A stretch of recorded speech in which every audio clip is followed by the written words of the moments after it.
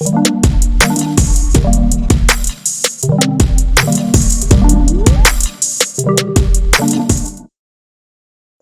panelists. So my first question is running remote is very global. So there's people here from all over the world and they are watching what is going on in the United States right now. I would love to ask you guys, like, how would you describe what is going on now and what will be a great positive outcome from this? And Laura, you can start and I want to hear your thoughts. Yeah. Thank you. Well, I think that Jordan is or Jordyne, I'm sorry, Jordyne. Jordyne is the best person to speak to about what's happening in current events in the news cycle. And so I'll let her speak to that. But ultimately, what we're seeing is a tipping point of exactly like you said, Sahin, in the green room, of enough is enough, right? Like we're seeing this, we're moving from a place where we're all uncomfortable about it and we're all trying to have a voice about this, but not really knowing what to say and how to navigate this, and worried about, offending or putting our jobs at risk. And now we're empowered with action. I can even say, just for me personally, 3 months ago or 2 months ago, when I was invited to speak at events, I had to say, hey, look, I see a lot of white males on the panel. Any chance that we could get other people in here? And it was always like a 50-50 risk of how they were going to respond. But now I'm empowered, honestly, as a speaker to say, I will not participate until there are people of color and women on this panel. And they say, oh my word, you're absolutely right. We didn't notice.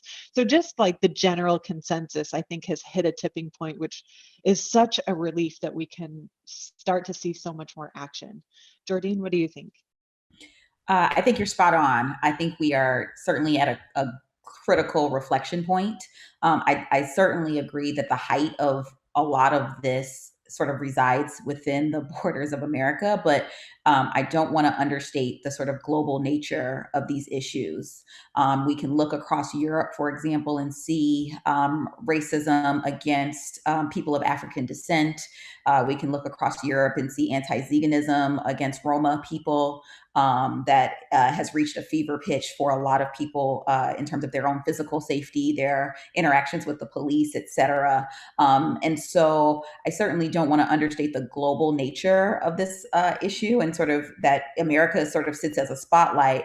But as you've seen, as protests and demonstrations stretch across the globe more and more, that these are issues that exist beyond, the U.S. border, but certainly are critical at this time for us. I think the one bright spot for certain in this area and in this space is a certain sense of urgency that we haven't seen before. As someone with a career in diversity, there's been many closed doors, many slow moving changes, but we've seen in the past couple of weeks alone, companies either pledge money or resources. I'm seeing a number of companies hiring full-time diversity and inclusion specialists or consultants. You're seeing changes in sort of our media and branding. Aunt Jemima, for example, is a perfect current example of branding that has been removed from the shelves almost immediately. And so the one bright spot is there's a sense of urgency and quick moving in this space that we certainly can see potential to grow and extend to the remote space as well.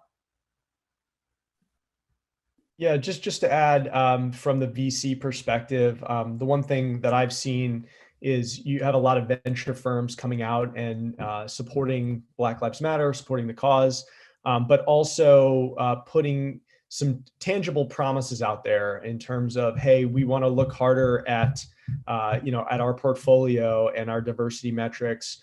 We want to have open office hours for people of color because we want to focus on opening up those opportunities. And my recent tweet storm has been about, that's all great, but I think true change only happens when the decision makers are those people of color. So I think it needs to come further upstream, where LPs, who are the folks that invest in venture firms, have to specifically have their own priorities changed as well. And they've been less, LPs are notoriously like kind of quiet and not out there on social media and whatnot. But I think from what I'm hearing, from people I know in the industry, I think that's starting to change as well. And just recently, there was a $100 million fund announced from Alphabet, Google's parent company, that says they're going to invest in more Black GPs. And I think that's part of what needs to happen. And hopefully it continues to go all the way down the waterfall to continue to make change. So that's what I'm excited about. Going off of what Joe, I'll just give my perspective as an entrepreneur. So I definitely think it's similar to what he says of like it happening at the top. You know, during the Me Too movement, where it was all about empowering females and giving them more power, it was also about like giving females a fund. It was about giving them board seats. It was like starting at the top, and then it will make, you know, it funnels its way down. So I definitely see a lot of similarities between the Me Too movement that happened about 2-3 years ago and this new minority movement, as far, you know, as just being like beyond aware. It's like actually give your board seat to someone who is a minority, and really to bring, like, extend the diversity, not just to female, but to other minority groups. So it's very interesting. It's definitely complicated. It takes time, obviously. It's not like the Me Too movement happened and then everything improved for women. It was just like there just happened to be a spotlight on it more, and people are getting more aware of it and trying to improve it, which is great. It's a stepping stone. And I'm glad to see that there is kind of what Jordyne was saying. Like, I feel in this movement, there's more extreme, like, what are you doing today to like fix this for your corporation or fix it for your VC? Which is great, because it's like we've been through these. This is like, I feel like there's cycles, and now it's like they're really reactive now, faster, I think, than before.